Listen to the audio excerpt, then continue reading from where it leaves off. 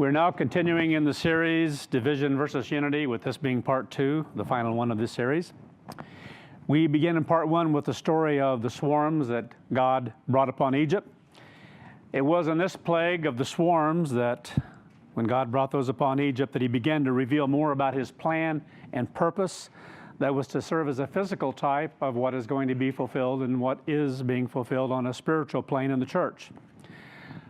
The error that I wanted to bring up that I mentioned before I began here, misspoke on something. I'm not sure what version I was looking at, but I made a comment about the swarms of flies and how that one translation at least had it right about swarms and not of flies, but I think I mentioned King James and then the New King James had it right. Well, they didn't. At least it uses swarms of flies, but the flies are no part of it. Some believe that there were other kinds of flying creatures as well, some believe it was a matter of beetles and different things, different types that cause different problems. Flies, they may give you a bite and a sting and be annoying, but some are a lot more destructive, and it seems that whatever this was also caused a certain amount of destruction. So anyway, whatever it was, most of them have it improper. It just swarms and can be several types of little creatures that fly in the air. So now that that's behind me, we'll continue on. Let's turn over to Exodus chapter 8, where we started all this, and take a look at this again. It's quite a pivotal verse in that respect that's going to be brought up in a new series that comes along next week, if all goes well. But again here, there's so much here to be built upon, and that's what we're doing. But Exodus 8 and verse 22, it says, "In that day I will set apart the land of Goshen in which my people dwell, so that no swarms will be there, in order that you may know that I am the Eternal in the midst of the land." So again, it's a matter of God revealing here to Israel in that respect, because it sure wasn't going to show it to Egypt. There are things they wouldn't admit until toward the very end. And then even at that point, it wasn't a matter of really admitting that God was the Eternal that was freeing Israel. But anyway, something that the Israelites were to begin to perceive in a unique manner, as far as the fact that he was God and his word was true, and what he was accomplishing was something far beyond that which was ever able to be seen or understood on a physical plane. And so it enhanced that relationship in the sense of a physical one toward looking to Moses and Aaron, a matter of order that God wanted to establish. And so this was a big part of a beginning of a change here. And I can't help to think, as we go through this, to think about the process of being called and how God begins to work with us to separate us, to make a distinction, a difference in our lives from that of the world around us. And it's an awesome thing when we grasp it and understand it. And just to see this on a physical plane, we are in awe of it, should be in awe of it, how God was able to separate one region where it continued to receive these plagues, but in the area where the Israelites were, totally protected them. And again, these things are encouraging as we think about things that are going to happen in the near future here at whatever point they begin, that God will give us a protection, not that we're not going to have some suffering and some of the things along the way, but when it's all said and done, there is going to have to be that which is a protection to take people into a new age, those who are placing God first, looking to God for deliverance and living that right life as much as within them of a right heart toward God that we talked about in the series about David. And he went on to say, "I will make or put a difference between my people and your people. Tomorrow will be this sign." So God has blessed us all along the way. He has blessed, I think, as an example, PKG all along the way. I think of different signs of things that God has done. He's given to us in very powerful ways to set us apart, to help us to recognize the uniqueness. And for when I mention PKG, I'm talking about the fact that he has let us see, there's a great distinction between that of the scattering and what he's blessed us to see and grasp and understand. That we've understood and grasped that there is an apostasy, that there was an apostasy, and all the things that begin to make sense then after that about an era of a church that was spewed out of God's mouth, an ability to recognize the things that Christ said about all the stones of the temple are going to be cast down. The entirety of the church is going to be spewed out of his mouth. All those things that we have to spiritually come to acknowledge that we were guilty of the apostasy, of being a part of tolerating and putting up with various things in our life in the sense of becoming spiritually weak and lethargic over a period of time. We learned a lot from that. That's why I've mentioned to the church that my great concern right now is that we not get back into that kind of a spirit, because it's an easy one to slip back into or to slip into, because most of you have never had that in your life in the sense of recognizing it for what it is.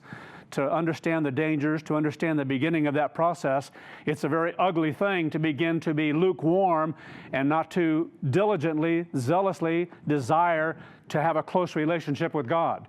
And if we don't maintain that and keep that up, we begin to slowly begin to drift, and now not being able to have fellowship with one another in different congregations for nearly a year in some cases and more in some areas, but around that period of time is a very dangerous state for God's people. And if we recognize that, then we'll fight the battle. If not, we will drift. Some are drifting, some are letting down. I know that. And so we have to understand that in our lives, how dangerous that is, especially at this time, of all times.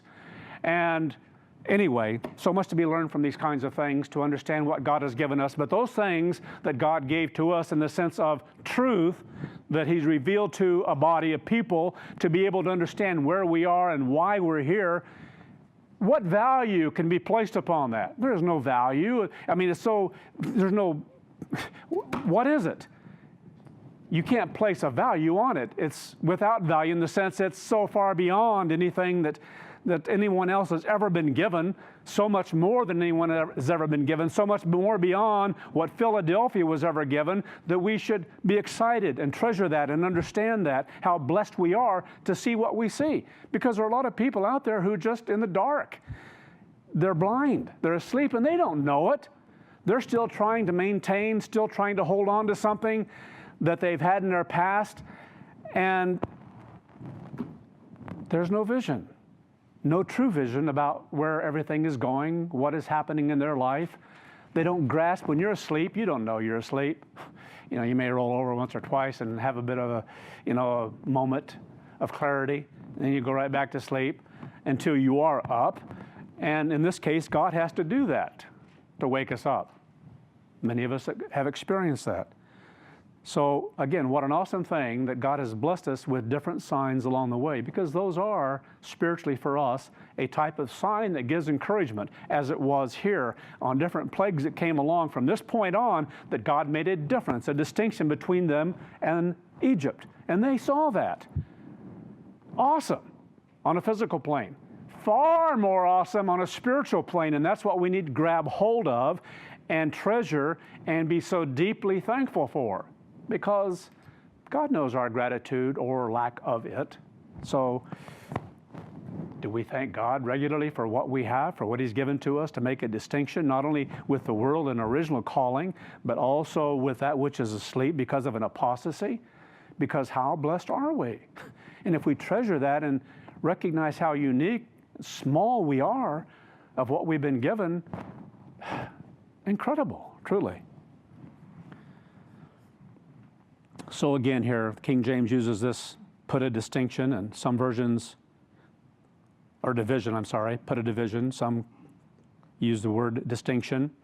But as I mentioned before, this also has to do with the thought of redeeming, which becomes more and more important as we go along here. This process of redeeming, of buying us, of purchasing us, and making a distinction in that process of how He does it. And so we'll go into some of that later on. But even here, this word would also bring in the importance of keeping Israel from suffering and so forth, and a desire to intervene for them. And so that's God's desire for us. But then we have a response to that, of how we're going to perceive that and use that in our lives. So we're given warnings about how we respond to God redeeming us from this world, meaning that God and Christ have paid much to redeem us, truly. To separate us, to make a difference between us and the world, has given us so much to be able to be a part of that And then that process that takes place up here of our minds then even being transformed to think differently, to be different from the world around us. The power of God at work in our lives, because that's the only thing that can produce something like that. And so, again, exceedingly blessed. But in this process of being redeemed from the world, of being called out of the world and redeemed by the price they have paid for us, the cost to them, because God gave up much from the very beginning when He allowed for sin to exist in an angelic realm and to allow sin to exist in human life, because He created us to have sin in our lives, to be created physical so that we would have this nature, lust of the flesh, lust of the eyes, and the pride of life. That is so awesome to understand, that process, that on a spiritual plane it requires that in beings that have temporary life that can die and never live again, or be resurrected to live for a time, to be given that ability to see it. But what an incredible thing to be able to be in bodies like this, to where we have that spirit essence in the mind, but we have total freedom of choice to have lust of the flesh, to live by that, because that's what we do. And then when God comes along and works with that spirit by His Holy Spirit to begin to see another way, a different way than the way of mankind, the way of Satan, because that's what it's about. It's about the way of Satan, which is opposite of God's. And mankind's way is opposite of God's. It's the way of selfishness, which is opposite of God. That's why human nature is such an ugly, ugly thing. We should be able to see that on ourselves, to not want that, to want to be rid of it, to look to the time when we're no longer thinking like that, where we no longer have anything like that come into our minds. And so we make choices along the way. And that's what this is about. So much of this is about recognizing what they have given to redeem us from the world, to separate us from the world, what Christ did, that season we're rapidly approaching, Passover season, and the days of unleavened bread, and how blessed we are to be a part of that, and to recognize there is no other way to become a part of God's family. It's an awesome thing to see. But though God begins to call us and redeem us and make a distinction, a difference in us, the difference that's going to be made is by choice on our part, what we choose. We have to make choices all along the way as to whether or not we want that and whether or not we're going to yield to that process. And so it boils down to choices that we have to make to the degree we value what God has sacrificed for us, what God in Christ have worked to accomplish in us. 2 Corinthians chapter 5. 2 Corinthians chapter 5 and verse 17. Therefore, if anyone is in Christ, they are a new creation. Now, not fully created yet, but meaning here there is a beginning, and we understand that then by other scriptures. It's the beginning of a new creation. God reveals to us that that takes time, that it doesn't just happen in a week or 2 weeks after baptism, that it takes a lot of time of choices and trial along the way, of being tested and tried along the way. And so we go through that process, doing what? Making choices all along the way as God refines us, tries us, and tests us, where we are forced into having to make various decisions in our lives, where we have to evaluate what our conviction is, where we're able to come to see what is the level or lack of the level of our conviction toward God. And so we're able to measure those things, and God gives us that ability if indeed we have that desire to have a heart like David, someone after God's own heart, someone who wants to serve God and put God first, because that requires massive change in our life. So it's a matter of responding to the redeeming, the making of a distinction and a difference in our lives, and we want that to be different from the world, to be different than the way we were before. We don't want to be that way anymore. Oh, sick human beings, in the sense of understanding the selfishness of human life.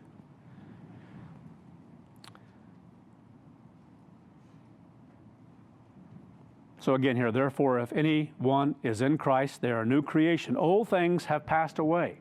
So it's like that moment of baptism. We go down in this watery grave. We made a choice, and we've told God, we have We have made a covenant with God that we belong to Him. He is number one in life. His way is first in our life. And so we're tried from that point on. We go through various things to develop that, to work to mold and fashion and create that within our lives. But that's a choice that we had to make. And that never stops. Incredible. Until it's finished, until it's completed, until God's work is completed in us. Old things have passed away, or it's the beginning of that. When that choice is made, we don't want this anymore. We don't want what's around us. We want what God has shown to us. What an awesome thing to come to a point of baptism where we don't want the way of this world. We don't want to be counted in with this world. We want to have a relationship with God and Christ, and we're learning to love what He's given to us in the sense of the truth, and to recognize this is the time. This is the day of salvation for us when we're called, when we're given that opportunity to make such a choice, because the world hasn't been given that choice. No one else around us, no other relatives or people at work or whatever have been given that opportunity to make such a choice, but we have it, and so we have to decide. And so many who have gone before have been called and not even come to that point. And then there are many who have been called who come into the church who are baptized, and they don't continue making the choices along the way because something interferes. Lust of the flesh, lust of the eyes, the pride of life begins to raise in value above placing God first. That's all. That's as simple as that. Incredible. Look, all things have become new. As far as our motive, as far as our desires, as far as what we want, it's becoming new. We want God's way, and that's new. We've never seen it. We've never known that. And so we begin to learn things, and God begins to reveal more and more to us along the way. Things that we haven't grasped. New. Always that growth and development within us. Awesome, that process. All things have become, or in the truer respect, are becoming new. Something new taking place within us. The more this changes up here, the transformation of the mind, the newer, the truer we're becoming. Now all things are of God. In other words, what it's talking about here basically are all things that are of God. Okay? Now all things are of God. In other words, what we've chosen, what we want, what we're receiving, this new creation, all of that is of God because there's no other way to have it. It comes from God. And He gives us this opportunity by separating us, by making a distinction in our lives, giving us that opportunity if we so choose it, because we decide, I want that distinction in my life as well, and I don't want to be with the world. I don't want to be the same as I was before. And so we have to make choices about that, or whether we want to yield to that process, because we have to choose to be separated, to be different, to be distinct, something different. Can't blend in with it at all. Can't be a part of it in that sense. We have to live in it, yes, but we can't live its ways. That has to change. Now, all things are of God, who has reconciled. It's a compound word. I love it. To change accordingly, or according to. It's about change. To change accordingly, according to what God has shown us, placed before us, by His truth, by His word, by His separation, by His redeeming us. And so we have a choice to change according to what God has given to us, all things that come from God. So who has reconciled us to Himself? Change us according to that process, unto Himself, as it goes on to say, through Joshua the Christ. There's no other way to be reconciled. There's no other way, but it's according to this way, in other words. To Himself, through Joshua the Christ, and has given us the ministry of reconciliation. What a beautiful thing. I think of the disciples and what they went through and what they were beginning to be given on the day of Pentecost in 31 AD, and their lives totally changed, and now all of a sudden they could understand things that they didn't really grasp before. They heard what Christ told them. They remembered the things Christ told them, but it didn't have life and power yet because they didn't have the Holy Spirit until that moment. They were being drawn by God and able to see things to a point, but not like they did on the day of Pentecost. Now, they could see it. It's like when our minds are opened up to various things, a new truth or whatever along the way, or the first time when we're called and we see things and we know it's true. And here they were. They knew it was true, and they preached what God was giving to them. I think of the things that Peter had to say, deeply inspired, moved, and motivated by God's Holy Spirit. So we have the ministry of reconciliation. So God has given us that, because without that, we can't change. We can't grow. We can't hear the word that he gives to us in the first place without God being in the world through his church, through his ministry. And so he raises up different ones to go out and to teach what is true, to work with them. And then we're blessed to be able to hear those things, and then we have the ability to change accordingly. It's a beautiful thing. God established a church, an organization, as it talks about in Ephesians. The process there, the order of things, and so forth that he's given to lead us, to guide us, direct. That's why I mentioned about the Sabbath. If we're not able, because fellowship is an incredible part of this process, because this is our area, an arena of being tried and tested as to how we think even more so about one another. And we have that opportunity more so because of fellowship. And how are we responding to that? And how are we thinking about our spiritual brothers and sisters in the body? And what is our effort put into that in the sense of maintaining those close relationships and being able to be there if we're able to on the Sabbath? That's why I ache somewhat inside, candidly, for the church right now, because this is a difficult time, a trying time. It'd be like what I know would happen if I died. I know that that would be a hideous, horrible trial on God's church. It's one thing to be separated a little bit for 3 years and to still be able to have certain communication. It's another thing to be separated for good. Does God have the power to raise up someone? Absolutely. But what we're living in right now, I hope you understand it wouldn't be the same right now at this point. So anyway, if we understand that, then that hopefully will help us to grasp and comprehend more fully what we have and what it is to have what God gives to us, so that we can be taught every Sabbath, so that we can be taught every holy day and have the opportunity through an awesome process here of modern technology. I think about how when we first got started in different areas we tried to communicate with, and we had these little machines made up, and I remember some came out of Canada where you could hook into this device on your telephone and call 4 other people or 3 other people, whatever it was on the system. You could only have so many on that one or it'd become too weak. And they could that way everybody could listen in at the same time. And back then the bills were a little higher. You had to pay different kind of phone bills than you have today. Now you have kind of a flat rate. Back then you had to pay by the time, so often by how long you were on there, being long distance, if it was long distance. So I think of how far we've come since that time to now be able to have a video, to be able to be out there. And how long is that going to last? Well, when this is taken away, hopefully we grasp and understand what we do have and work to maintain what we have, to recognize the dangers in that as well. But I think we'll be a little more motivated when it comes to the point of something that causes this to go out, because that's going to be a horrifying time. Should create a lot more motivation in our lives, that which we're able to more clearly see and be motivated by. But we have to be on guard and watch in the meantime.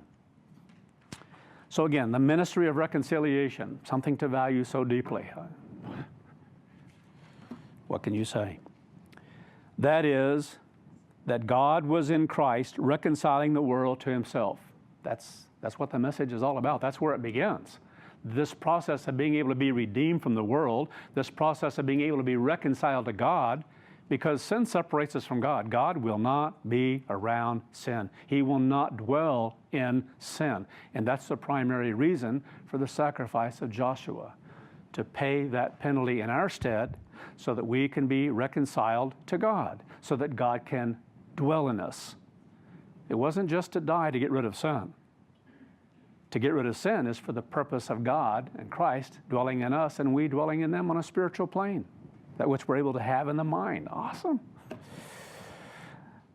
That is, that God was in Christ, God was in Christ. Powerful. The Word of God made flesh. The power that was there was in Christ, reconciling the world to himself, not imputing their trespasses to them, and has committed to us the word of reconciliation. So we're so blessed to understand God's plan in the holy days and all the things that are in this season of the year that we're moving into, as far as Passover and the days of unleavened bread and the entire process of salvation that follows that. Now, the modern definition of reconciliation, thought it'd be good to take a look at this. It's unique how things change sometimes in word usage, etymology, words, and even the use of words changes a lot over time. I think of the King James Version, and even the words that were used back there, a lot of changes have taken place in the words themselves, hence the need for far better translations, because there were some things that were closer to the use of those words back then than what they are now. But anyway, things change, and like in the world we're living in right now, some of these change very rapidly. But this modern usage of the word reconciliation has encompassed more now in this respect, the purpose and the process of what this word is all about. Reconciled, just going to read this. There are different ones in there as well, but we know the ones that apply to what we're looking at. Cause to coexist in harmony. That's what it's about.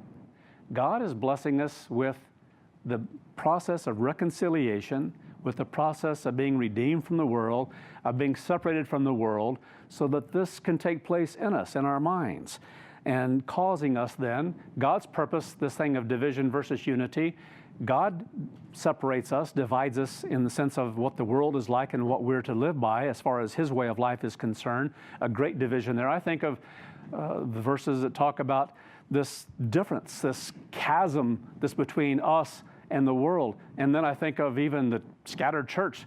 There is a chasm there that's so deep and so far.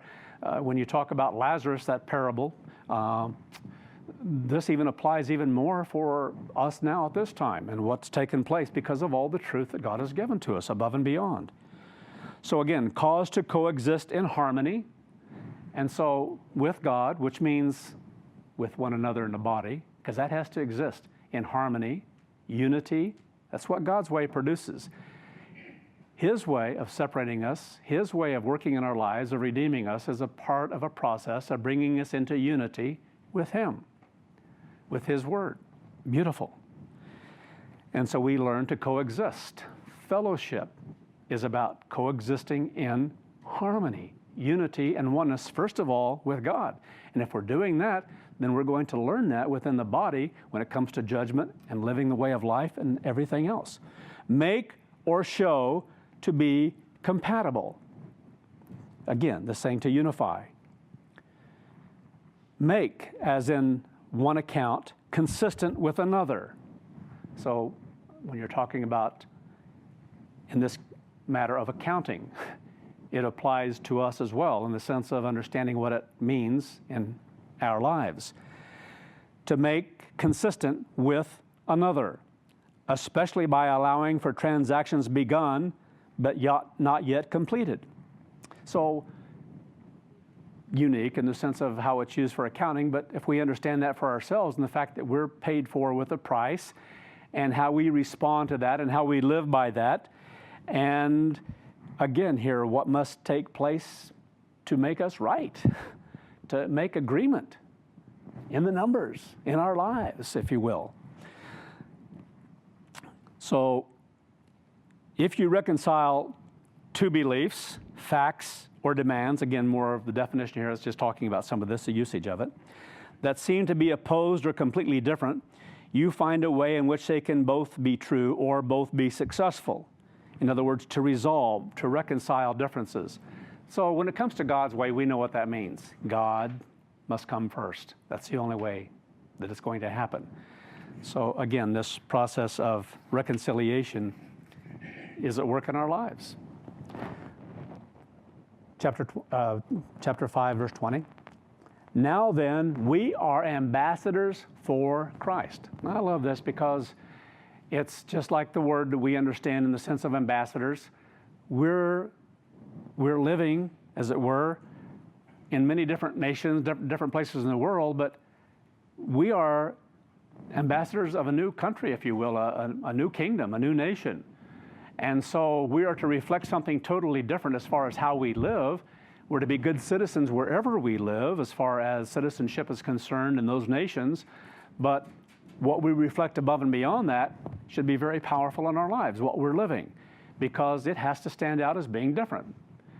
That means we're responding by making a difference, a distinction in our lives from how others may choose to live or do choose to live in this world around us. And so that should be clear to people, that they don't necessarily like or agree with, obviously, what we believe, but they like the result. I think of the Feast of Tabernacles so often and how people respond to that, how restaurants or places at a hotel or whatever, and they talk about, oftentimes when we go to make agreements and different things with others, they talk about how much they like this group, how much they love this group, and even religiously, as different religious groups they have in, because they're not all the same, and they see that. They see that we're different.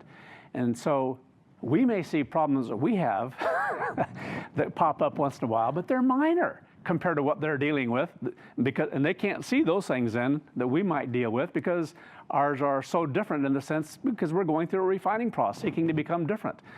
And they don't even see those things or not aware of those things, but they're very aware when they have different groups in there. So I think of some of the things they used to say down at Big Sandy. And here, to them, some of the people around there was like, yeah, they keep the Feast of Booths, all right. And to them it was booze because liquor stores, people didn't buy stuff ahead of time somewhere and bring it on in. They went out locally and bought different things, because here you come into an area, you have 12, 13, 14,000 people coming into an area, and all of a sudden they're getting ready for the Feast of Booths and fellowship, and they don't understand that we're not alcoholics, drunkard, or whatever, and what we take, we're very cognizant of how we participate in those kinds of things, but they don't grasp that. They just see, man, when they come in, the stores are bare. Anyway, liquor stores talking about. Primarily wines and stuff like that, but even some mixed drinks and stuff like that on occasion. But we drink in moderation. We strive to do things in a moderate way, not in the way the world does. Again, that distinction, that difference. So we're ambassadors for Christ as though God were pleading through us. So again, the world doesn't really pay attention to that, but one day they will. See, that's something that God knows, that He wants us to know and understand, is one day everyone who is in God's kingdom, first and foremost, that's resurrected, who knew them, will understand. Yeah. I just didn't see it. I didn't see it all, but now I know what you were doing. And I think of my response to that, totally carnal, and sometimes in that sense against, and making that clear. So people who respond to God at that time, they're going to glorify, it says they're going to glorify God in that day, when they're able to see and grasp and understand what you went through, what you did in an age like this compared to what they have at that time. It's an awesome thing, a beautiful thing. Goes on to say, we implore you on Christ's behalf, be reconciled to God. That's a choice. Be reconciled means we have to yield to being reconciled to God. And I think of all the people who've gone by the wayside in the church for 2,000 years. I haven't known them all, but I would say we've known probably a few thousand by name over time in different church areas and so forth, have met different ones at different times who are no longer apart, no longer with us. And then when we had PKG, we've had hundreds of people come and go, just since PKG. Incredible to understand that. Choices, choices, choices. The mind opened up to see various things, and then at some point, whatever was the cause, jealousies, envyings, lust, different things came in the way, and people chose something else rather than holding fast to what God had given. And those all go back to what we really value and whether or not we have a heart like David's, a heart that is seeking God's heart. His ways, to love Him, to respond to Him properly. So it says, we implore you on Christ's behalf, be reconciled to God. Constant choices. For He made Him who knew no sin. And what it says here in the New King James is not right, where it says to be sin for us. That is a lie. He was not made sin for us.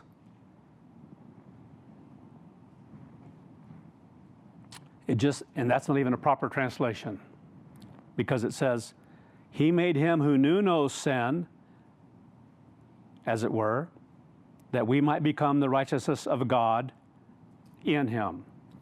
So, again, He didn't know sin. He had no sin in Him. He paid the penalty for sin by His death, but He never had sin in Him. So why quote something like this, to be sin for us? He paid for sin for us, but there was no sin in Him ever, even as the previous verse makes very clear. He made Him who knew no sin. And again, the following verses, they're not even a part of Scripture in that respect.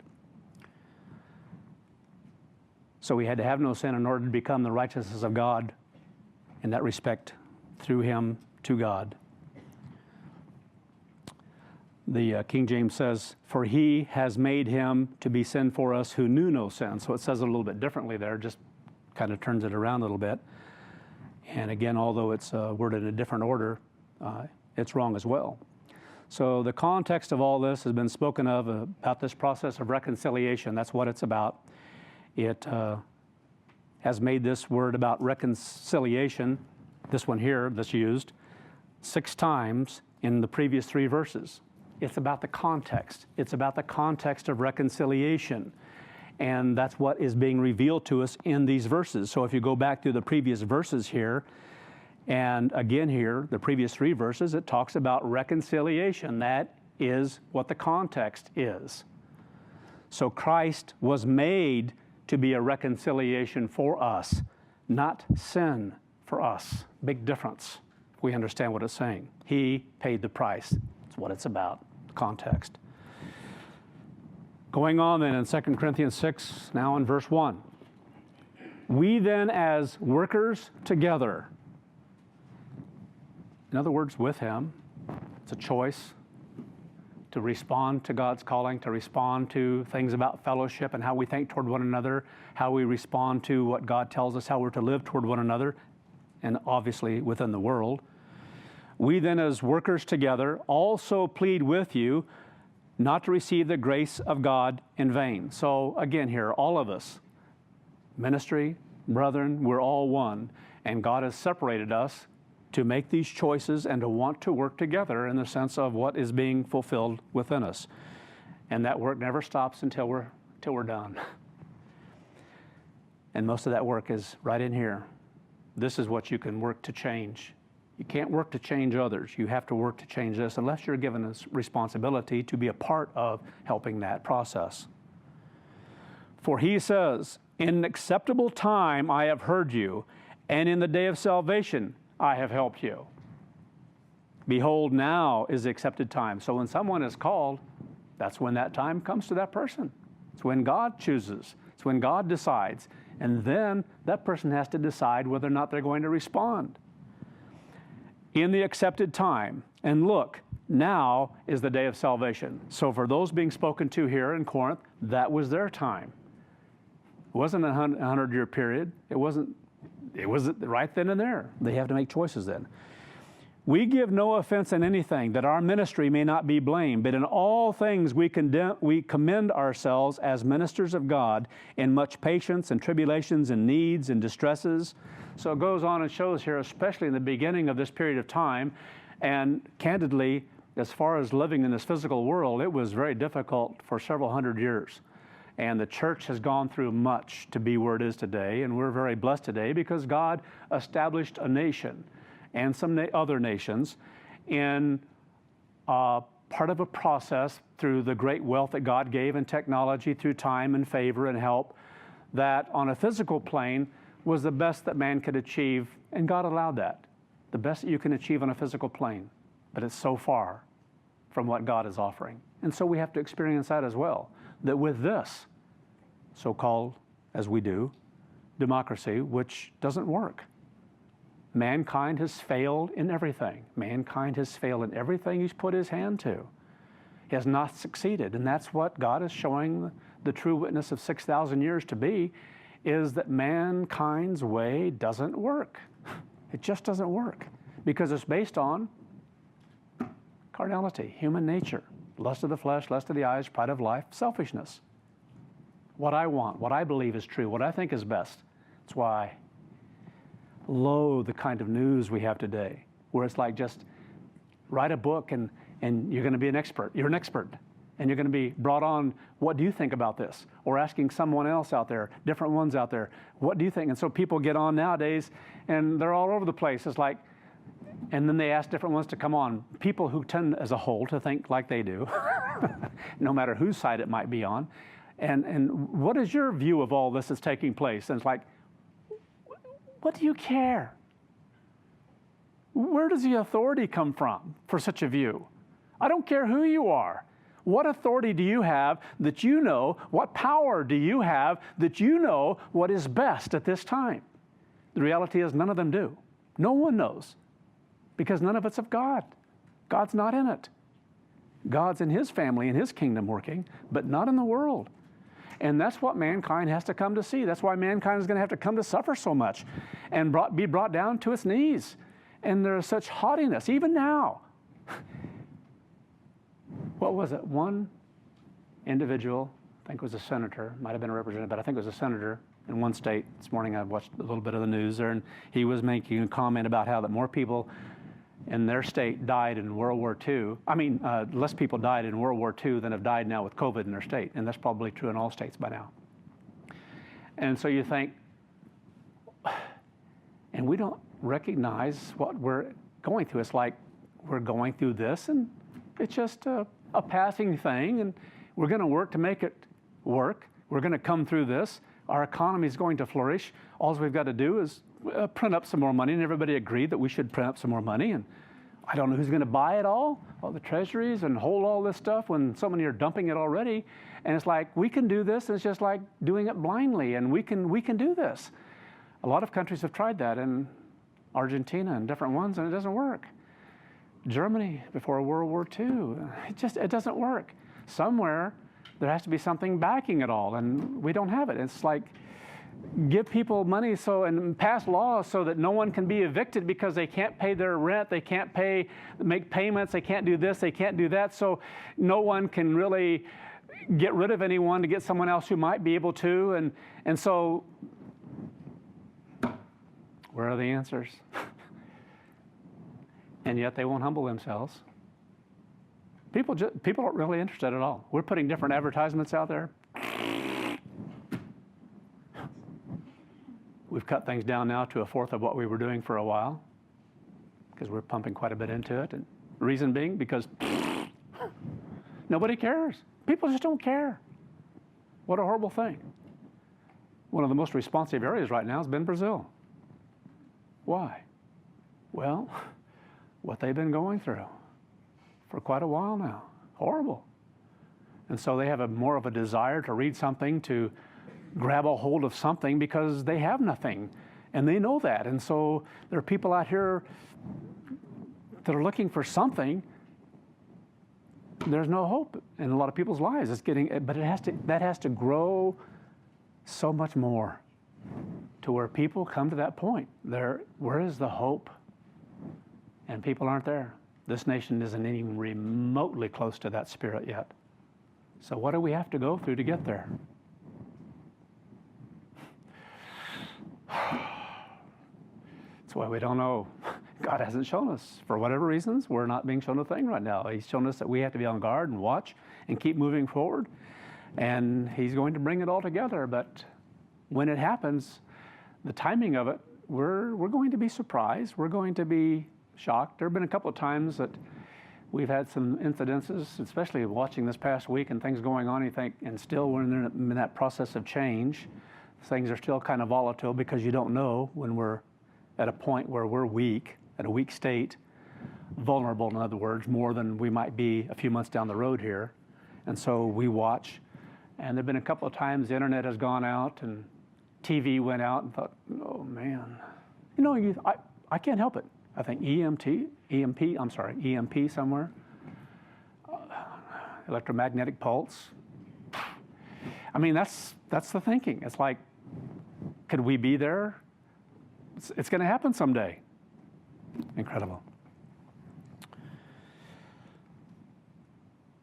So again, here going on. But in all things we commend ourselves as ministers of God in much patience and tribulations and needs and distresses. And so we do in the church as well. We go through different things in our life. He's talking about different things that the ministry has gone through and how we are to live as well. This is what we go through. And if we can grasp that then on a plane of Paul speaking to the church of Corinth and realize this is the church, these are the kinds of decisions and choices we have to make. And so we have to have much patience, waiting. We wait. We look to God. We desire to be on guard and realize at this time, we know it's close, but how close? We don't know that. We see rumblings of things of different countries right now trying to form an alliance between Japan, Australia, and India because of China, and things that Japan is saying more now because of the South China Sea, and both sides are getting a little more belligerent. One of these days, just on a physical plane, heads are going to clash in that respect. They're going to crash into each other totally. So that's the kind of world we live in. In stripes, in needs, as it says, in distresses, and stripes. The distresses, in some ways, we're in that right now. I mean, we're in times of distress. It's a hard time for a lot of people. It's a hard time for God's church. It's a difficult time. Distresses mean stress, and how we deal with those things, and wondering, not knowing, but we have the truth. Awesome. The comfort, the peace of mind that the world doesn't have. How blessed are we? In stripes, whatever it is we go through in time, and that people in the church have gone through a lot. So what is it that we're not willing to go through? Well, there shouldn't be one thing that we're not willing to go through if we have to. Do we want to go through some of these things? No, but we do. In imprisonments, in tumults, in labors, in sleeplessness, in fastings. Some of these should just be a part of our life, indeed. And moved and motivated, and when it mentions fastings, it behooves us when we recognize the greater danger to be fasting more, to be drawing closer to God. So important. By or through purity, word that has more to do with the meaning of being cleansed as a result of being sanctified. So our desire is to be cleansed, to be changed, to always be on guard, to always be wanting that in our life, through knowledge that God gives to us, understanding, through long suffering, willing to suffer long, through kindness, how we should be, how we should respond. That's something we all have to work on, because we can all grow in that. We can all grow in how we're kind to one another. Truly. Through the Holy Spirit, because that's how it's done, because you can't do it on your own. Otherwise, it's not what it should be, not genuine, not the conviction. Conviction comes through the power of God's Spirit because of this being transformed. And when you're convicted of something, it's like, how many would think to work on the Sabbath day? Well, generally, we become convicted of that very early on, because we know what that means. Most of us are convicted that we're going to take the Passover. Hopefully all of us are convicted about the importance of taking Passover. Hopefully most of us are convicted about obedience to tithing and giving offerings to God. But still, even there are battles that people have to fight after all that's been said in the last 3 years or so, because those try us, those test us. They just do, because that's what regulates so much of life around us in the physical, carnal world. And what's an amazing thing is, if we don't do that right, we can't have God's help. You think, what a paradox, what a horrible thing not to grasp and put together properly, to realize that you're bringing curses into your life rather than blessings. You can't be blessed, but you want to be blessed, but you can't be blessed if you're not doing what you should do. But again, all these things come through conviction of thinking until they're absolute in your mind. That means to be at one with God. When the conviction comes, it's not a matter of just doing do's and don'ts. So much of our lives begin by do's and don'ts and making choices and trying ourselves to do a certain thing a certain way. Sabbath, holy days, tithing, until it becomes a part of you and you know what it's about, when you are convicted of its importance. And the last thing in your mind would ever be to go against that in your conviction. Again, that conviction of spirit, that determination of spirit is God's spirit. If it's yours, you're going to lose it. If it's just you, you will lose that because it's not true conviction. Conviction comes, I hope you understand what I'm saying here. It's a matter of conviction of God's word because you have been tried in it, and now it's your mind. It's your mind. It's your thinking. You know what you will do and what you won't do. Now, sometimes we think we know until we come to that point because we may be convicted that's what we want. So again, there's a growth process in there too. It's like, well, we'll get to that. Anyway, through the Holy Spirit, through sincere, in other words, genuine love that comes from God. It has to come from God. God is the source. We can't do it on our own. Through the word of truth. Beautiful. Through the word of truth. And the more truth we have, the more conviction we can have, the stronger we can become. How blessed are we? Through the word of truth, through the power of God.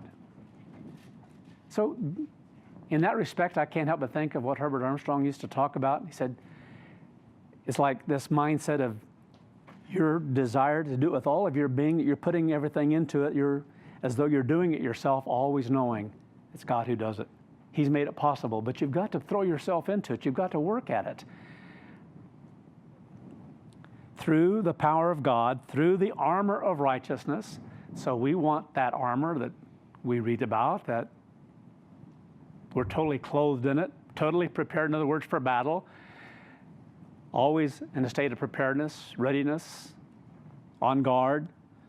Not falling asleep spiritually, not letting down spiritually, because this is a time that's dangerous. It's a time that's exceedingly dangerous by not being able to be together regularly, and then you're dependent upon other things that can, if you're not careful, can begin to, you can change your focus and begin to be pulled away by something else.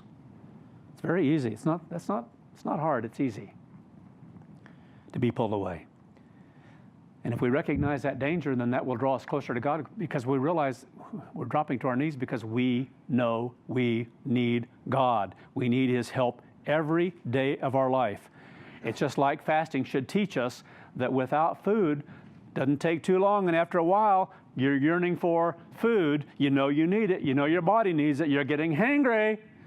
Things are not going well. You know, your body doesn't feel good. Maybe your joints are starting to hurt. I don't know about you, but some people are starting to feel a little nauseous, you know. And without God's Holy Spirit on a regular basis and being fed every day of our lives, being close to God, that's what we are in a spiritual plane.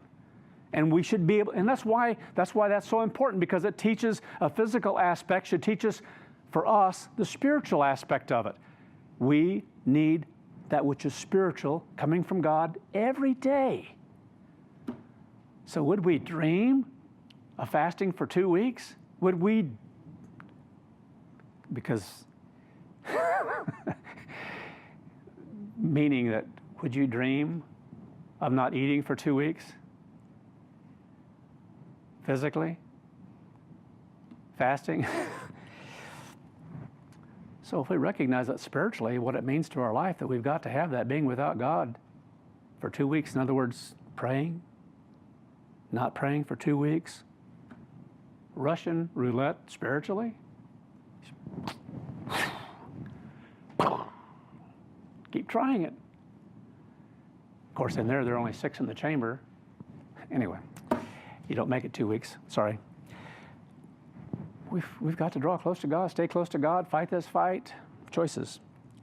Through the power of God, as it says here, through the righteousness, through the armor of righteousness on the right hand and on the left, to be totally prepared to move right or left. And that's why we talk about things like that. Ready to move left when we're told to move left, turn to right, whatever. And we do it. Through honor and dishonor, through evil report and good report, as deceivers and yet true. Doesn't matter what the world says about us. Doesn't matter what the world throws at us. Doesn't matter what they say. We understand that. They can't help it. But we know what's true. And we can have that always in us if we're staying close to God. Verse 9. As unknown and yet well known. The world doesn't know us. But what an awesome thing to understand. The great almighty God of the universe, who sustains it all, created it all, had the power to give that to be brought into existence. What are the words that can be spoken to understand He knows us? To have that confidence, that boldness, that surety in our minds, to know that we're God's people. He's given us everything that we have in our minds. And so few in 6,000 years have had the opportunity to have such a relationship. Sometimes we just don't grasp the depth because it's hard in this human body. You can only do it spiritually. To really grasp that depth of what God has given, that thankfulness, to know, to be able to value what we've been given. That's why we have to stay so close to God, to be able to value it, to be able to be thankful. Because if we're not going to be thankful. We're not going to value what we need to value. As unknown and yet well known, as dying, and behold, we live. Our life is God's. We know, even on a physical plane, this is running out. And it continues on as long as God wants that in our life, desires that, gives that to us. For what purpose? To create what's in here. Once it's created, if life goes on continuing past that, then so be it. There's a purpose in that and what He's doing. If not, so be it. And behold, we live. And we recognize that even if it stops, as far as physical life is concerned, we continue on. We're in God's hands. We're going to be resurrected. As corrected and not killed. As sorrowful, yet always rejoicing. Total opposites here in the sense of some of the things that are here, and we go through this. We experience things in our life to such a depth that to grasp it, again, is on a spiritual plane. As sorrowful, yet always rejoicing. We go through a lot in this life. We truly do. But yet able to rejoice before God on a continuing basis. As poor, yet making many rich. As having nothing and yet possessing all things. O Corinthians, we have spoken openly to you. Our heart is wide open. You have not restricted, in other words, held back or constricted. You're not constricted, in other words, held back by us. That's what Paul is telling the Corinthians. But you're restricted by your own affections, meaning by your own feelings or how you feel toward us. That's what he was saying to them at that time. And so those things can happen in life as well, that sometimes people are held back, not because of what God has not offered them, because God has offered us everything. We do it to ourselves. We do it to ourselves. We're held back by how we think towards this world around us and how much we value it as compared to how much we truly value God. Now in return or exchange for the same, I speak as to children, you should also be open. Verse 14, do not be unequally yoked together. A word that means bound together or united together with unbelievers. I think how this has been so misused in the church in times past.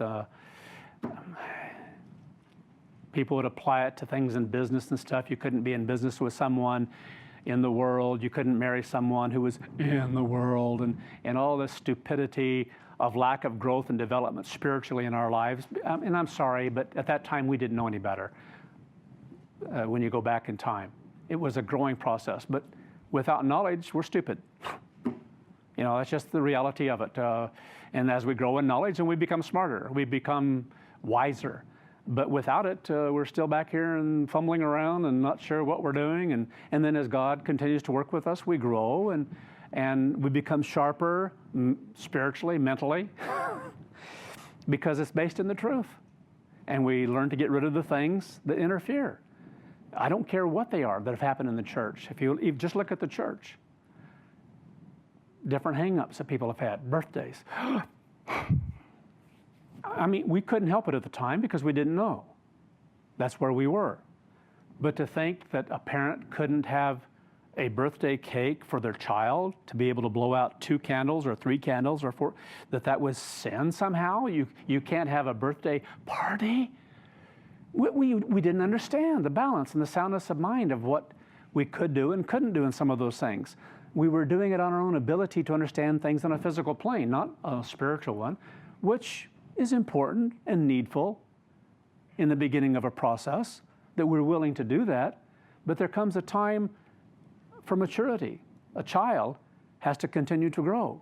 And if they cease to at some point, that's where they are. But they continue to grow and to mature. And that's what we have to have on a spiritual plane. It's a beautiful thing. It's a beautiful process. And so different things, whether it have to do with that, because, I think about what mother is it that wouldn't, and father, but especially a mother. She remembers well, thinks back about the time and the child that's growing, and some of you in here. Anyway, becoming quite obvious. Anyway, a child growing, developing, and ready to be born into the world. An awesome process of human life. And that a mother shouldn't remember that, or the child shouldn't be encouraged to remember that, and the relationship that's there between parent and child. And so we just didn't have balance in some things. And that's the way life is, and growing within the church. And this thing of being unequally yoked together. I've still encountered at times different ones who say no one should marry someone outside of the church. I know more people probably who have been married outside of the body of Christ, who have had good, successful, more scripturally meaningful relationships and marriage than those who've been in the church. Because so many have gone by the wayside now. That's a pretty easy one to say. And yet, there are people who've held on to that idea of things that they've heard and misunderstand what God is saying about Scripture and about relationships. And God has blessed us with the ability to have awesome, beautiful, just physical in the world. There are people who have decent marriages, good in that respect as far as the worldly standard, good marriages, how they treat each other, how they think toward each other, who remain loyal and faithful to each other throughout their marriage. But as time went on in the church, if you want to just talk about the church, we've known so many. Didn't matter whether you went to Ambassador College or not. Doesn't matter whether you were in whatever. And just because it was in the church doesn't mean you're going to have a good marriage. It's what you live. It's the relationships you develop because of your conviction toward God as to what you're going to have. And when it comes to this matter of if they be pleased to dwell, it applies in all situations. What an awesome thing if people can have some of these things that they work through with someone in the truth and someone who doesn't have those things as a part of what they believe in their life at this point in their life, and that they can have and live in unity and harmony on a physical plane. Beautiful thing when people are able to do those things, and people are able to do that. And what interferes with that is when people begin to work in this area of division, divisiveness toward each other. They become divisive toward each other in maybe beliefs, because that will be a great divide right there, or other factors of their life, generally having to do with jealousies and envyings and different trials that come up and disagreement and how to resolve those things, and on it goes. Could spend hours and hours and hours talking about marital relationships. But it all comes down to in life how you live toward each other, how you think toward each other, how you treat each other. that determines a physical marriage in life. If you're able to have one, we're able to share spiritual things, then that should even be a deeper thing, more convicting than ever.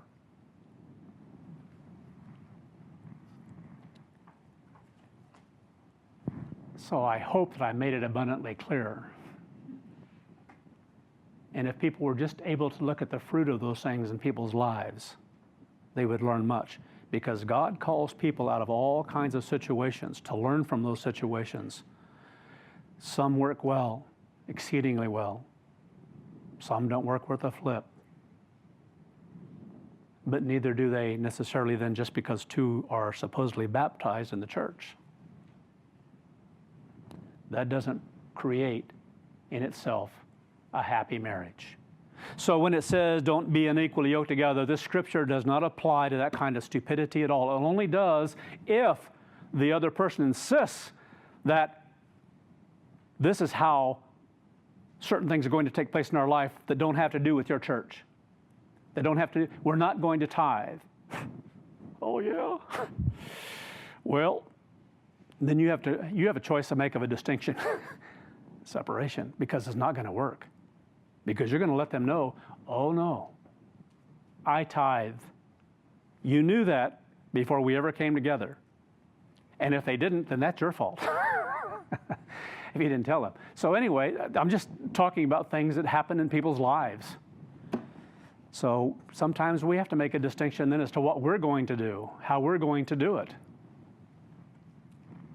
But people can live together in a beautiful way. And that's, again, sometimes things are just, I can't help it because I've seen this so abused and misused, this verse here. Do not be unequally yoked together with others. I've known of people who felt that they couldn't go into business with anyone in the world or whatever. It's business. You treat it as business? Candidly, I've known some really big problems of people who've been in the church who've had business together, and some have left because of that. So again, it's all about each one of us and our relationship with God and how we live toward God. So do not be unequally yoked together, bound together, or united together with unbelievers. It's in what they're doing or living. So if you got yourself into a situation, as an example, you went together in some kind of work together, as long as everything is set out and so forth and everyone's agreeable to those things, and things work just like in the world. It doesn't matter. Business is business. You have to treat it as business. Sometimes people begin to think differently when it comes to the church. I don't want to get into those things. I could be in this in hours.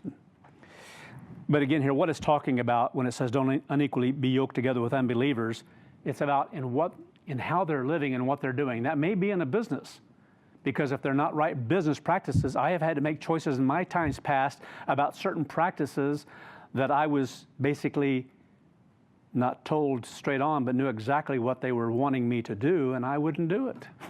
You have to make choices. Not going to do it. It's not right. So you have to make a stand. And either they're going to keep you on or they're not. They kept me on, so hey, it worked. But sometimes it doesn't. So do not be unequally yoked with unbelievers in what they're doing or living. In other words, that's what the context is all about. For what fellowship does righteousness have with lawlessness? So it's about what you're living. And so in anything, as people come together in life or in situations in life, we make a distinction in the way of life to be led, to be lived. And we're not, just because of being around someone else, which has taken many people out of the church, sometimes people begin to adopt or lean toward a greater liberalism in their life toward different ideas. That's where the danger comes in. I think of Israel, and they're being told not to mix with other nations. Men were not to mix with other women of other nations. Now, there were a lot of people of other nations who came in with Israel. But that was misunderstood in the church in times past as well. And it wasn't about the fact that there was something special in that regard, totally. Now, there was only in the sense of what God had given to them as a people to live, and they were supposed to live that way of life. But if others wanted to come along, there are Gentiles who came along who are noted in Scripture, who frankly in the lineage of Christ, or Christ is in that lineage, of different ones who have had different relationships. Think of Rahab. You know? Incredible. Different ones who are noted in a very powerful way. So it wasn't about that. What they were warned about in the was the relationship of what they did because of their gods. That's what Solomon did.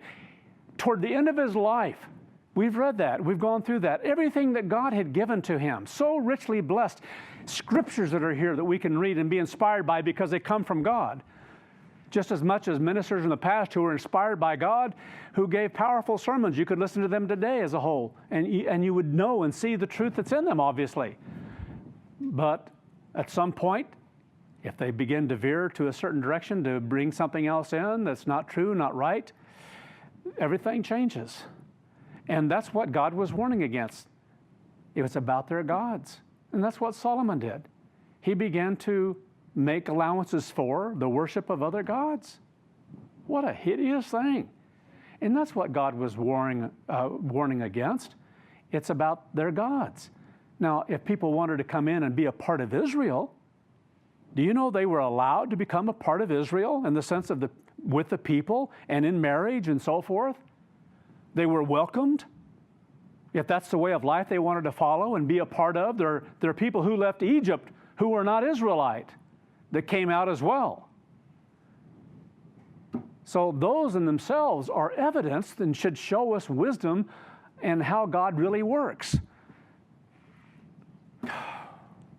I think of races and how there was this concept that races shouldn't mix because one, they're all different. Everyone is pure in its own right, and they were never to mix. I'd like to say something to that, but I'll just say bull. You can put the rest in there.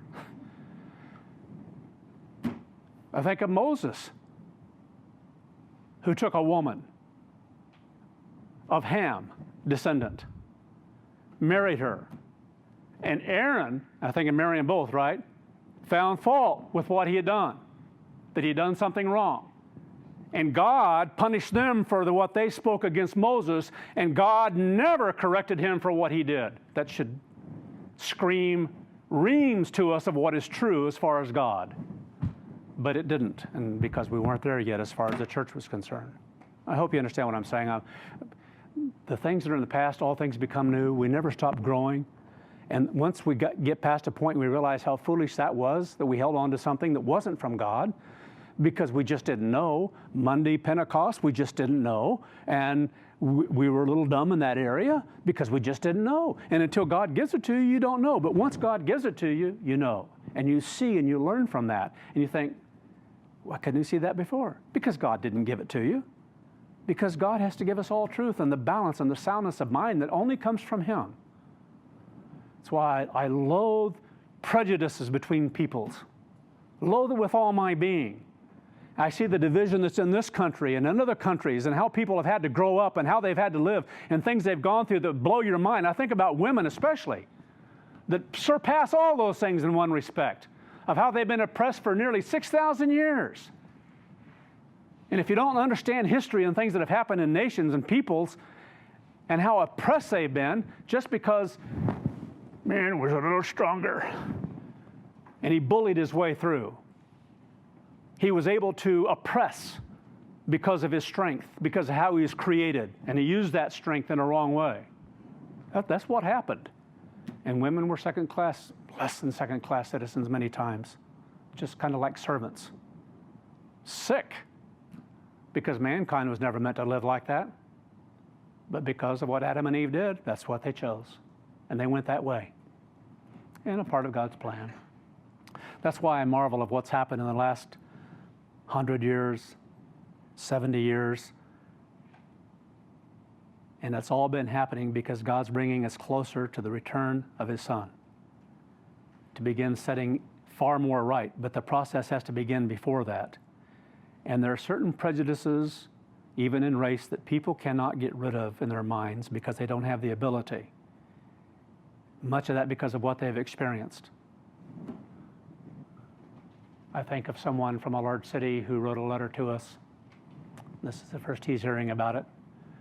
But my wife and I, our hearts went out to him, a black man that expressed his concern about his children growing up and how there's this thing in certain places you grow up looking over your shoulder,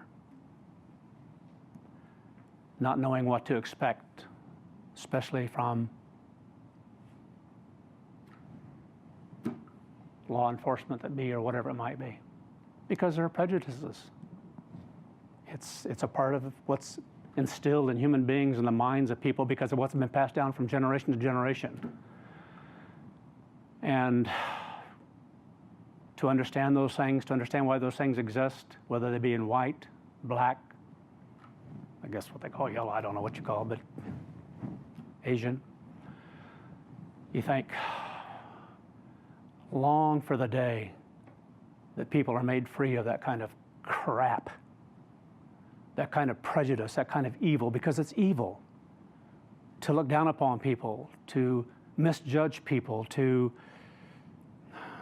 and there are people who lived in horrifying times. I think of an individual I was in with for my 3 years, and he was a boxer, and story being growing up in a particular area where Cassius Clay grew up, if you know who Cassius Clay is, who ran together in different places and how they were oppressed by law just because of where they were running or what they were doing. And heard some of the kind of stories and think, how on earth to live through things like that? Your heart has to go out to people. And the sad thing in this world is people's heart don't go out to one another as it should. To recognize suffering and oppression and what it's like, to recognize how women have been oppressed by mankind, by men. And if our heart can't go out in those kinds of things, where's God's Spirit? But that's the only way it can change. God's Spirit. What a beautiful thing to recognize that that's what we're working for. That's what we're desiring, that the whole world can begin to experience, because that's the only way that's going to change. How has mankind done in making those changes? It's like some of the thing with women right now. Certain law that was just, I think it was just passed or proclamated. Well, I don't know what they're calling them now. You sign a paper and this is what it's going to be. Overriding everything else is passed and passed this one here now. And a woman was talking out how that this is actually more a gender thing. How that this now is more oppressive to women than ever before. I thought, what a unique perspective to realize that they've gone too far now, because it's women and men, but primarily coming from different ones, who want this to be changed, to have all this gender thing or whatever changed, and how people talk and so forth, and how they think, and if it's written in law, to realize, that law ends up actually hurting women. And I thought she did an awesome job of explaining some of those things. The ways of mankind just fail. And now it's gone too far. There was a period of time, I don't know, anyway. I think of Lot, his righteous soul vexed day by what he saw, and how much more for us if we see these things going on around us. How much we should yearn for and desire God's kingdom, because we know that the only way this you-know-what is going to begin to change. Because it's like living in a toilet, except a great big one.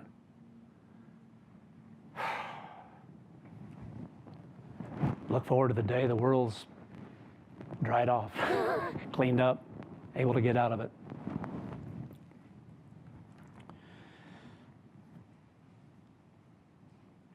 Lost my place. Dying and yet we live, corrected, not killed, sorrowful, yet rejoicing, as poor, yet making many rich, having nothing, yet possessing all things. O Corinthians, we have spoken openly to you. Our heart is wide open. So again, here talking about unequally yoked together. There we are, verse 14. Don't be unequally yoked together with unbelievers. In other words, in what they're doing or living. For what fellowship does righteousness have with lawlessness? There is that which divides in the world, division in the world, that mankind is easily able to create, that creates more divisiveness, and that's where we live today, in a world that's becoming more divisive than ever before, and unable to solve its problems. People can't agree. They say they're going to agree and we're going to work together, and they don't do it because they lie, because that's human nature. And people are more self-centered than ever before. And the more this is happening, the more self-centered people are becoming, and the more evil the world is becoming. And most of that because of the use of technology today. Sick, sick, sick, sick world. God deliver us soon. And what communion does light have with darkness? None. They don't mix. You can't mix it together. And what agreement does Christ have with Belial? None. Or what part does a believer have with a non-believer? All in the sense of what is lived and what is believed, what you choose to live. There's the way of this world, the way of mankind, and there's God's way. Now, what agreement does the temple of God have with idols? For you are the temple of the living God. What an awesome thing to understand. Where God can dwell, where God wants to dwell, to change us, to mold and fashion something unique in us, a new creation, ever changing this mind and the convictions by what we live, of what we choose to live. As God has said, I dwell in them and walk among them. I will be their God, and they shall be my people. What could be more beautiful in Scripture? Therefore, come out from among them and be separate. So again, it goes full circle. God divides us from this world through a calling, through this redeeming process, this redemption that's offered to us, the ability to be forgiven of sin. And then we have to choose whether that's what we want, and that we fight for it, that we want to be separate. So we're put in a situation where we're the ones that make the final choice. So nobody else's hands. God gives it to us to make. What are you going to do? Not only do you want it, are you willing to fight for it? Are you willing to work for it every day of your life? Because that's what it takes. Come out from among them and be separate, says the Eternal, or says the Lord. Do not touch what is unclean. That's what this has all been about. Don't become a part of that, because that's being unequally yoked together. Don't live that. Don't choose what they do and how they choose to do it. Don't lust after what they desire and lust after that pulls you away from a relationship with God. And I will receive you. Because if we choose that, God will let us have it. And many have chosen it. Many. I will be a father to you, and you shall be my sons and daughters, says the Almighty Eternal. Beautiful, beautiful, beautiful. Chapter 7, verse 1. Therefore, having these promises, beloved, to understand this is all given because God has chosen to love us now. He's not giving that same love to others in the world around us, but He's offering that to us now. What an awesome thing. We don't really grasp that, but we should strive to appreciate it and be thankful for it. Therefore, having these promises, beloved, let us cleanse ourselves from all filthiness of the flesh and spirit. So that's ever before us. And hopefully we're doing that, because we have to be out of this world to continue on, to continue to go forward. This is a unique time for God's church. In times past, people were able to go their own way, do their own thing, become disfellowship themselves through their actions, and continue in life and then die, but not have anything to do with God until the great white throne. But now it's kind of a unique time in that respect, not kind of, it is, in the sense that we are going to be cleansed. God's church is going to be cleansed. And those things that we have chosen to be in bondage to, because it's a choice, that pull us away from the truth, things that people flirt around with and do that are wrong, lust of the flesh, lust of the eyes, whatever that might be, cheating and lying against God, robbing from God, whatever it might be, because all those things has to do with it's like a marriage relationship. If someone cheats, lies, against God and His way of life and wants something else and does something else that they know is wrong in how they're living their life, that's a choice. But it's like I told those two elders that time, now's the time. You don't have time. You better have done this now and be doing this now and fighting that fight. And if you're not, you can work to deceive yourself all you want. You'll either be there or you won't. Let us cleanse ourselves from all filthiness of the flesh and spirit, perfecting holiness in the fear of God, a fear of turning away, a fear of falling asleep, a fear of drifting, a fear of being lukewarm, a fear of latching onto something in the world and begin raising that up in importance in your life. So indeed, once called and made separate, a division made by God, in essence, from the knowledge and beliefs of the world, God desires that we choose Him. Natural. He sacrificed much. Christ sacrificed much to give us this opportunity. Then we have to choose to be separate, that we make a division from living the way of this world or being in agreement with the ways of this world and how we live. We stand firm, stand tall in doing what is right, and others must know it, whether it be our employers, our mate, our parents, our children. It doesn't matter who it is, those who might be closest to us in life. If they're not a part, then this needs to be clear to everybody where we are and what we're living. There can't be any deception in that. And in doing this, we have to make a division, a separation, because that's a part of the process from some people in life. Sometimes you have to do that. That's a tough part.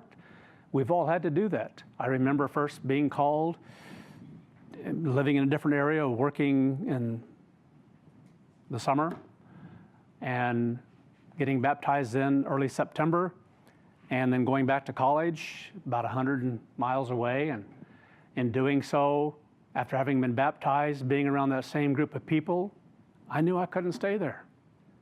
I had to separate myself, and so I went to another city, to another church area, and lived. And then after 6 months, I was able to come back, and I was set.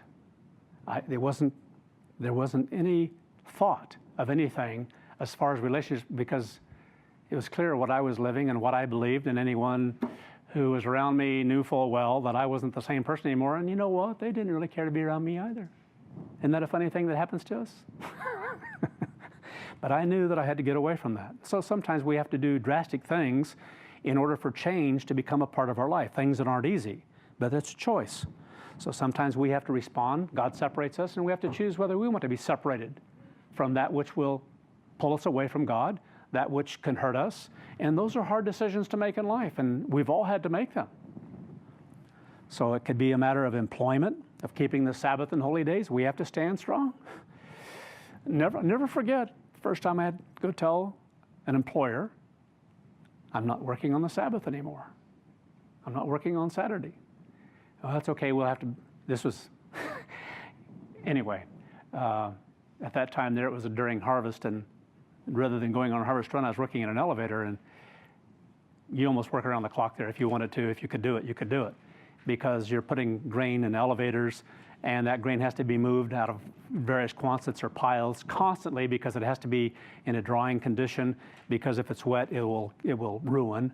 And so there's some, by moving it, it helps the process of drying. And so we were constantly doing these things and putting in 16 to 20 hours in a day. And that's just kind of what you had to do. And then, so if you go and tell someone at a time like that, I'm not going to be in on Saturday, oh, that's okay, well, you can work up till late Friday night. Oh, it's sundown to sundown. And that, only because they needed somebody, they needed bodies. Probably in that respect was I able to keep a job. But sometimes they're just not real happy of what choices you make. If you've been around for a long time and you tell them what you're going to do, but you have to make a choice to separate yourself from doing something. And sometimes it works and sometimes it doesn't. It always works with God because it's the right choice. And He'll remember it and He'll bless you. Maybe not immediately, but you will be blessed. I think of different things that can come along where people have to make separation. I think of this thing that used to come around I think more often than it does today within the church. If some company someone's working with and they have a Christmas party, and because of you, they're not going to call it a Christmas party. It's going to be a year-end or a whatever gathering of people to acknowledge the end of the year and want to pass out whatever it might be, the ham. Could it be a turkey? Oh, good idea. And then others want turkeys. And I remember one time we went to one, and sure enough, partway through the meal, here comes ho, ho, ho. And I won't tell you the rest of the story, but you learn that people lie and they connive, and there's just certain environments you're just not going to be in. But it depends on the people and their integrity. And so everybody has to make different kinds of decisions as to how they do things, and always being tried in these things, as we sometimes do. So you have to make a stand as to what you're going to do in time. And you separate yourself. And reality in a company like that was like, not coming this year, sorry, not going to work this time. Once, yes, but not again. So again here, what an awesome thing to recognize this goes through our life, entire life of God separates us, and we have to make the choice of a willingness to stand and separate ourselves at times. Sometimes we don't have to. Sometimes we even have to in family, relatives, or whatever it might be. We have to make a choice. And it comes down to, is this causing me to be weaker and be pulled away from God? Is it detrimental to my spiritual life? Am I sinning because of this? And so again, these things are hard. And we've all gone through these things. You have to go through this when you come into God's church. You can't help it because you all have, well, say you all have it, relatives. There might be some that don't know relatives or whatever. So again, could go through example after example, but don't need to. So what an incredible process here of recognizing this time of year, especially in what we're going through. I want to go to a couple of verses here, though we just read one, and then one more that we went through, and I believe it was part 1 here as well. But again, something to hold on to. This one in 2 Corinthians 6, verse 17, where it says, therefore come out from among them and be separate. Something you have to continually do in the sense of measuring and evaluating things and not letting things pull you away from what? A relationship with God. If it begins to hurt your spiritual relationship with God, that's exceedingly dangerous. And there's a being out there right now who's trying to do that more than ever in our lives. Do not touch what is unclean, nothing that can separate you from God. Be careful. And I will receive you, and I will be a father to you, and you shall be my sons and daughters, says the Almighty Eternal. In other words, our desire should be a very deep one to continue in a relationship with God, not just to continue, but actually to become stronger in that.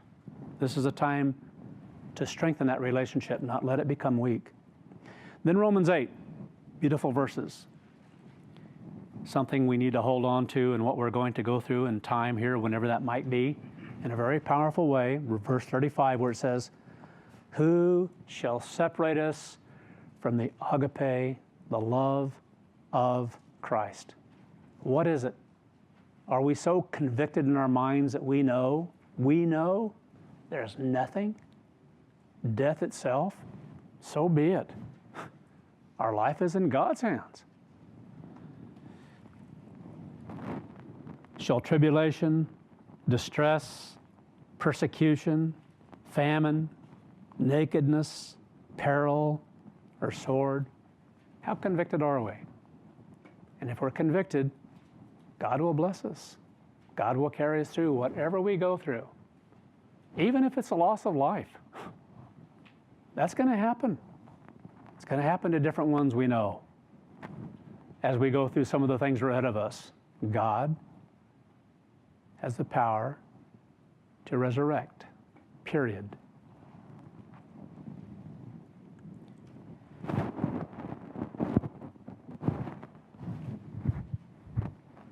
My mic is scraping against here. Quit it. As it is written, for your sake we're killed all day long. So we recognize it's a sacrifice. We've chosen that way of sacrifice, whatever it means. I mean, what can be more beautiful than the fact that you know your life is in God's hands? Truly. Do we want to go through hardship, peril, whatever it might be? Without food, naked, whatever it might be? No. But if it's God's purpose and God's will, so be it. We are accounted as sheep for the slaughter. Do we look at it that way? Do we receive that and recognize it that way? That that's exactly the way it is as far as the world is concerned and our living in it. Because we're not a part of it. Yet in all these things we're more than conquerors, as was mentioned in part 1 there, meaning far above conquering. That's what this is about, overcoming, conquering, through Him who loved us. So what an incredible thing here once again.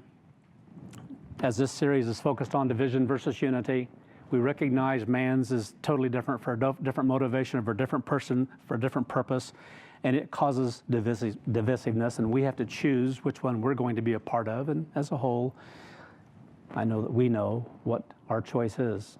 We produce division or separation from this world, yielding to God, desiring to be separated from mankind, to be separated from the way of this world. In other words, to have, for the purpose of having unity and oneness with God.